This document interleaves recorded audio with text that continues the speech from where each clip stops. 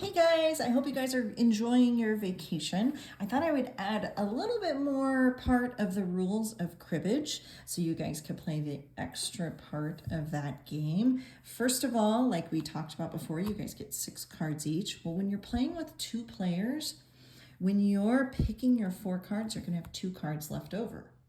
The other person's going to have 2 cards left over. If you put those 2 cards and those 2 cards together, they make a 4-card hand. So if you're playing with 2 players, what you're going to do is you're going to pick out your cards that match, and you want to get rid of 2 cards. So I'm going to get rid of these 2 cards, but guess what? If I was the dealer, then I actually get an extra hand to count towards me. So I have to be really careful. I want to be able to give myself good cards, but right now I've got this 5 and the 10 and the 10. It's always good to keep the 5s and the 10s together. So I'm just going to give myself the 7 and the 9. Okay. This other person, they need to be really careful because they don't want to give me good cards. But notice there's a 5 here and a couple of 10s. We want to keep those together, but look what would happen. I would be giving the other person a pair of 8s. I don't want to do that. But I might have to if I realize that this one is such a good hand, because I've got 15 for 2, 15 for 4. Gosh, I've only got 4 points. But depending on what that card is, remember from the deck, we're going to turn over that top card. If it's a 10, I'm going to get more points. If it's a 5, I'm going to get more points. But then I'm giving somebody the 2 cards. They're going to get a pair for 2.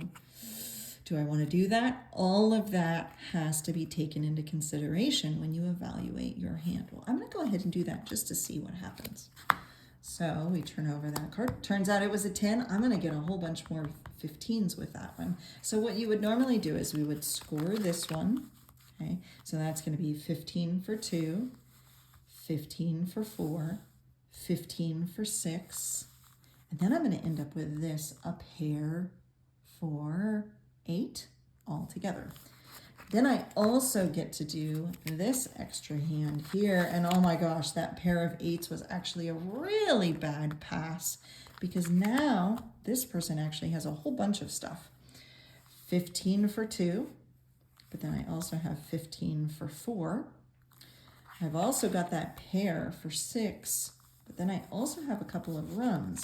6, 7, 8, 9, and then 10, 11, 12. So I ended up getting 12 points. Oh my gosh. That passing that double 8 is, really wasn't good for my opponent. Let's take a look here. Again, we have 15 for 2. We have 15 for 4, 15 for 6, and that's it.